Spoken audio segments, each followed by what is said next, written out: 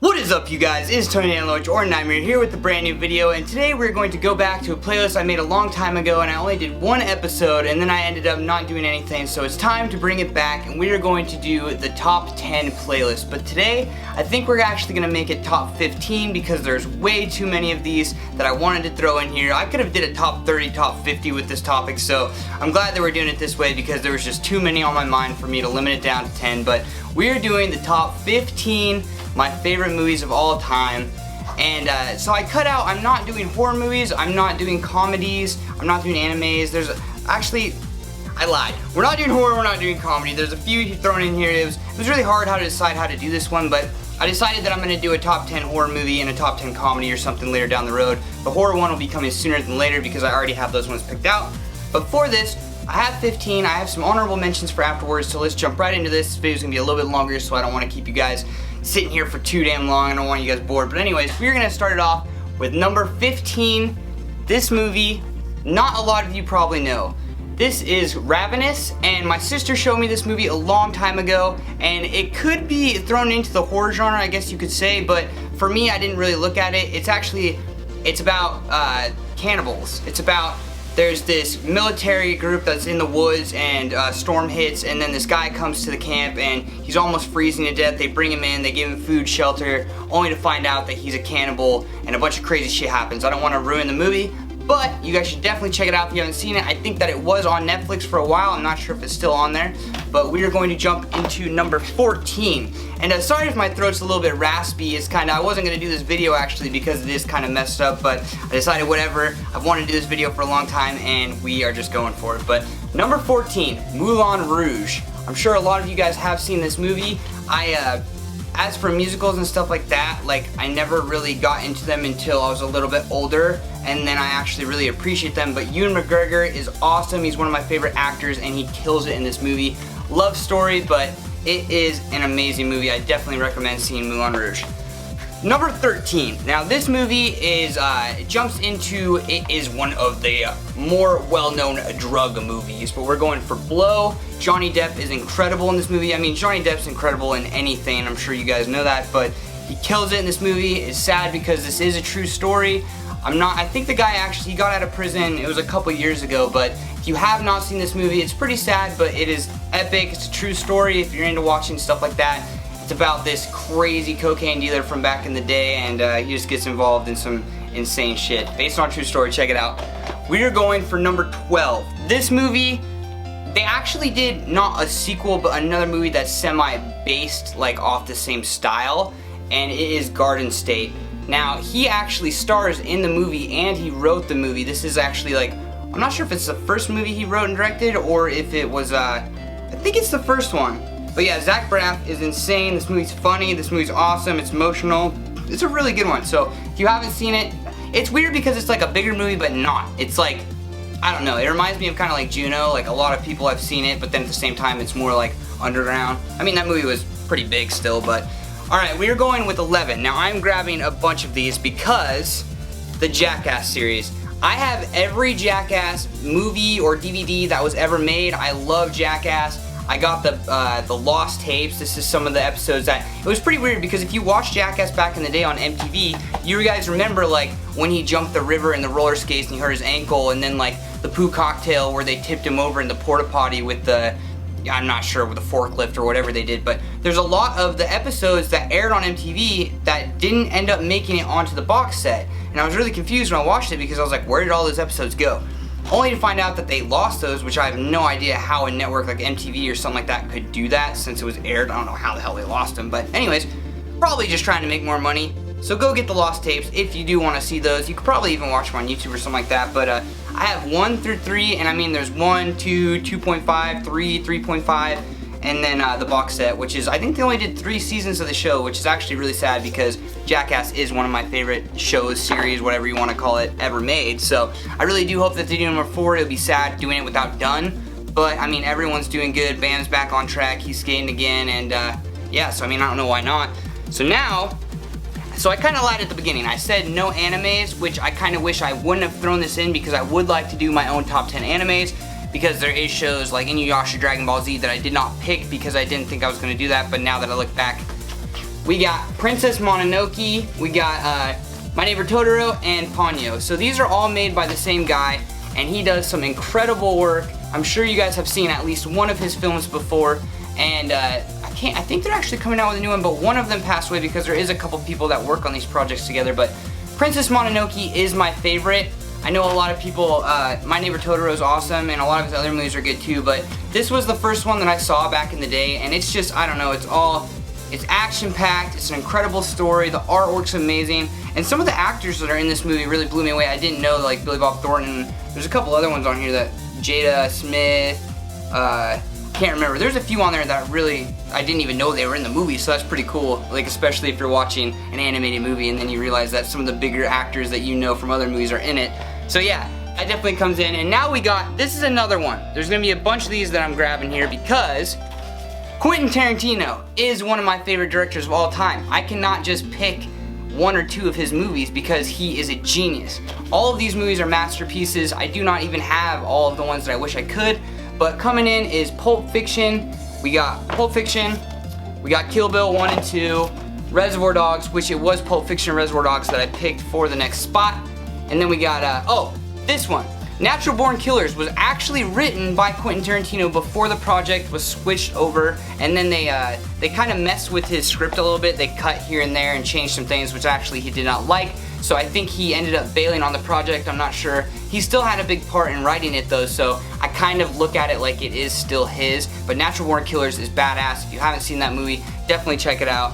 Woody Harrelson kills it in this movie, so if you like Woody Harrelson, you like Quentin Tarantino, even though he didn't direct it, definitely check that out. And then we got Django Unchained and From Dusk Till Dawn, just two more of his movies. There's a bunch of other ones, Inglourious Basterds I could have grabbed, and then, you know, if you look around my house, I'm not sure you guys can see it from here, but I have Quentin Tarantino posters all over my house. If you go watch my video of my house tour down below, I'll throw it in the description. You guys can see all the Quentin Tarantino stuff I have in here. I'm obsessed. He is incredible, and I can't wait for the next couple of movies for him to put out.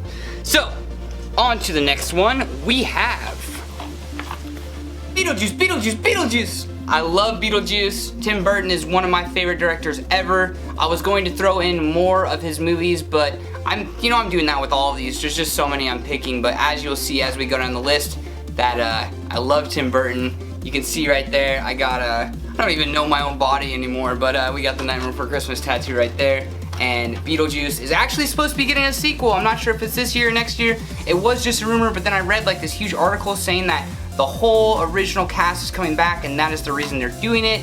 And he actually got into costume just to see if he could still play Beetlejuice and actually make it believable for himself. And he said that he still has character, he loves it, so I can't wait for the sequel. Definitely let me know down below if you guys are excited and you want to see a Beetlejuice 2. I don't want them to destroy it because sometimes sequels can ruin the original. There's a lot of the times where they're just trying to cash in on the franchise. But I think they could pull it off. Tim Burton, yeah, some of his later movies kind of weren't as good, but I don't think that they would mess with that movie if they couldn't pull it off. So, oh yeah, and it was kind of a twofer. I do not have it, so this is gonna be on the screen right here. Edward Scissorhands, another Tim Burton movie that is one of my all-time favorites. I do not have the DVD. I'm not sure if I let someone borrow it or they stole it, but a lot of my movies go missing, so for this list I couldn't get that one, but that is another one on there with Beetlejuice. This next one, all of you guys have seen this movie, I'm sure. Some of you don't understand it, some of you do. Donnie Darko. This is actually the director's cut, and I got this when I first heard that it was coming out off eBay, and I was super excited because it has a bunch of deleted scenes which actually explain more about the movie, which will help some people. If you do not understand this movie, definitely watch the director's cut, and there's some extra scenes which will help you understand what happens at the end and everything like that. One thing that I am not happy about with the director's cut, it changes the music, the soundtrack for the movie, the score and whatever. They change a lot of it actually, and maybe even all of it, I can't remember, but the songs that they switch to, like some of them are alright, but it's just not the same. Like the music from the original Donnie Darko movie is what makes the movie so awesome.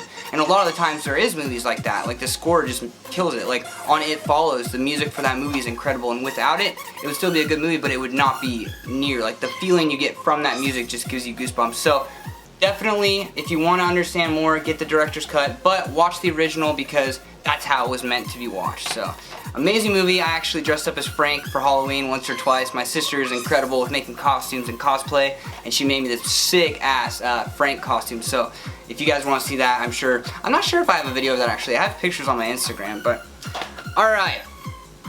Now, Requiem for a Dream. We are going back into the drug genre of movies, but this is actually one thing that pissed me off. This is like, it's not the director's cut, this is the edited version. I'm not sure if you can see that, but it's really annoying because if anyone has seen this movie, they know that this movie was not meant to be edited. This movie is super graphic, there's some really fucked up shit that they see in it, and if you watch the unedited version, at the end of the film, when everything's just going to shit, there's a couple scenes that will definitely turn your stomach, and those are cut from this. So, if you're kind of squeamish and you don't want to see those, then definitely watch the edited version, but this movie is a masterpiece. This movie will make you cry. This movie is just, a lot of people don't want to watch it more than once because it is so graphic and it hits home in a lot of crazy ways. So yeah, I don't know, it's an amazing movie. I really like darker stuff like that, like Donnie Darko, Requiem for a Dream, Trainspotting, all these movies that, you know, they're a roller coaster of really fucked up but yet a really good storyline. But Darren, I'm not sure how to say his name, he killed it with this movie, and it's really crazy seeing Jared Leto and Marlon Wayne play like this crazy role in this movie. They killed it. So yeah, Jared Leto in this movie, like this is one of the first movies I saw Jared Leto in, and after that I was just I love Jared Leto, dude. He killed it in that movie. But now we are jumping to what I just said. Another one of the drug culture movies, Trainspotting. We got Shallow Grave and Trainspotting because I look at these like they're kind of a duo. Same director, same premise of certain things that happen in the movie, but not a lot of people have heard of Shallow Grave. This one is kind of left out, and Trainspotting kind of took the limelight, but yeah, Shallow Grave is incredible. If you have not seen that movie, I definitely recommend getting it or renting it. It's hard to find around here. We had to actually order it off Amazon because you can't get it around here. It's not in stores. Not a lot of people have heard of it, but this movie is incredible, man. The end of this movie is so sick. But Trainspotting, anyone who does not know, if there's a sequel, it's called T2 and it's coming out next month. And I'm going to drive all the way like an hour from here just to go to a movie theater if it does not come to our theater, which I don't think it will, and if it does, I think it's going to take a couple months. But T2, it looks awesome. If you guys have seen Trainspotting, you're probably like, oh no, don't do a sequel, don't ruin it. But go watch the preview for this movie, and I guarantee you will get goosebumps and you will know they made the right decision. Because they actually all turned down the original script for the sequel that the guy wrote because they didn't like it and it wasn't working, and all the originals were kind of iffy about it. So it's supposed to take place 10 years after the original, like the book Porno. That's the sequel to Trainspotting that he wrote, Irvin Welsh. But now it's 20 years, so it's 10 extra years, but they wrote, it's not based off Porno, like maybe loosely here and there, but it's a whole new script. So definitely go see that if you like Trainspotting. It looks incredible. I think they're going to kill it. I think I'm really going to enjoy it, which makes me happy because I didn't want them to destroy it. Number 4. Boom! Fight Club, baby. One of my all-time favorites. I have a poster over here. Another thing you guys can't see, check out in my house walkthrough. But anyone who knows me, Fight Club is the shit. Edward Norton, Brad Pitt killed it in this movie. If you have not seen Fight Club, it is a mind fuck. Hopefully no one's ruined it for you. Definitely go see it. That's really all I have to say about this movie. It is insane, and it's all about anarchy. Now, number 3. Fear and Loathing in Las Vegas. Anyone who knows me, I have the tattoo right here. And when they're in the desert, we got Gonzo. We got the crazy wild man. Too weird to live, too weird to die. I definitely love, I love this movie. I love everything about, dude, he was so crazy, man. Like, when he died, he had his ashes shot out of a fist with 2 thumbs. His logo, his little sign, out where his house was on his land, and he had Johnny Depp come out there because he knew Johnny Depp was the craziest one and he would do it. So rest in peace to Hunter S. Thompson. He's an amazing writer. He definitely changed culture in writing and everything back then. He actually ran for politics and stuff, but everyone knew him as this drug-crazed stoner, so of course you know how that was gonna go. But I believe he didn't live, was it Alaska? I'm not sure, but it was somewhere up there, and he actually ran for the governor or the town, I'm not sure what it was, but it was pretty crazy because he's like this hippie, and he almost won actually, which is crazy. He knew he wasn't going to, but if you go see his lifestyle back then, because he made this character from this movie, they actually went to Las Vegas, they filmed it, and he made this like alter ego character where Hunter's just crazy and on drugs and just, you know, and he actually had to live up to that because everyone looked at him like that's who he was. So he actually ended up becoming like this crazy monster, just doing all this fucked up shit every day. But he is one of my idols for what he accomplished, like his writing and everything. This movie is amazing. You actually should watch The Rum Diaries as well. That is like kind of a prequel to this, when he was more like drinking back in the day and just starting off his writing. But this is the movie you want to see. Rum Diaries is good, but it will never touch Fear and Loathing in Las Vegas. We got number 2, and we got A Clockwork Orange. This is actually what I was going to be for Halloween. I was going to have the Drew costume, and I was going to be Alex, and I was going to have the eyeballs and everything. We planned it out, and I ended up being like a little bit short on the costume, and by the time I would have had enough money, like Halloween would have been over. So maybe next year I think I'm going to try and pull that off. And I'm going to get a bunch of other people to go with me so we can have an actual squad to be the Droogs. If you have not seen A Clockwork Orange, you are insane. Stanley Kubrick is the man. Awesome director with The Shining as well. All of his movies are insane. And if you haven't seen any of his movies, you're blowing it, because this is a classic. Anyone, your parents have probably seen this. They probably don't want you watching it because it's such a fucked up movie. But once again, the scoring and the music in this movie will give you goosebumps. Everything about this movie, man, like, I could watch this 1,000 times, and that's why it comes in at number 2. So, now is the moment you've all been waiting for. We have come to number 1, and anyone who knows me probably knows what it is. It hasn't changed, probably never will. I don't have this movie, which is actually pretty funny because it's been stolen from me, or I've let people borrow it and it's been gone so many times. So, we're gonna have to take this guy out. Number 1 is The Nightmare Before Christmas. Like I was saying before with the Tim Burton, this is the only movie on the list that comes in 2 from the director instead of all at once, like I was telling you guys. I always will love The Nightmare Before Christmas. I do not want them to make a sequel because obviously it would destroy it. Like T2, that's different. I think they could pull that off. I do not think they could pull this off. So I really hope that they don't do that in the future, and if they do, it won't be tied to Tim Burton, hopefully, so that, you know, it won't be the same to me. I don't even know if I'll watch it, man, because this movie is incredible. It's incredible for kids, it's incredible for grown-ups. When I was younger, I literally know every single word to this movie. Like I said with musicals, like I didn't watch a whole bunch when I was younger. This is one that I did. So Danny Elfman killed it. Tim Burton, you are insane. You're an awesome director. All of your movies are amazing. And now for the honorable mentions, I'm going to fly through these super quick. I have most of them, but there's some that I'm just going to say off the top. But remember, I am going to do a top 10 or top 15 for horror movies. I might do comedies, animes, I don't know. Let me know down below what you guys want to see. But for honorable mentions, we're going to fly through this. Number 7, American History X. This movie's awesome. Edward Norton once again killed it. We got number 6, Girl Interrupted. If you have not seen this movie, it's about all these girls that have these problems that go to, like, not a psych ward, but it is kind of like a crazy home, and a lot of insane shit happens. Number 5, Tusk. This movie is awesome, man. Like, it is so weird, but yet so scary, and it's one of the first, like, kind of horror movies from Kevin Smith. It's still, like, comedy, but it actually scared the shit out of me, so kudos to you, good sir, for actually doing something outside of what you're normally used to, comedy, and killing it on that one. So, now we got Rocky Horror Picture Show coming in at number 4. Once again, another musical that is amazing. This is part of pop culture as well. If you go to Portland or anywhere, you can actually get to go see the play, which I heard is awesome, and the crowd is super interactive during the play, so I would like to go see that. We got number 3, we got Go. This is another one of the drug movie culture, whatever you want to call it, but this movie's awesome, so definitely go check that out. Number 2, we got the Kurt Cobain newest documentary, Montage of Heck. I actually just got this a few months back, and it is awesome. It shows some footage that's never been seen. As for all the Kurt Cobain documentaries, this one and About a Son are my favorite, so those are the 2 that I recommend you guys to go see. And then we got the Addams Family Values, and the number 1 movie that I don't have, but honorable mention is Party Monster. If you like drag queens or RuPaul's Drag Race, it actually shows about the club kids back in the day. It's based on true story and all the crazy shit that happened from them partying, doing drugs, and everything back in the day.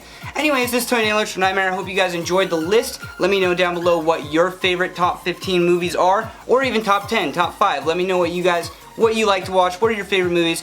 What do you guys want to see from me next? I have a bunch of new videos coming up from video games, top 10 lists. I'm going to start vlogging again. So let me know what you guys want to see. Give this video a thumbs up, and I will see you guys in the next one. Blah!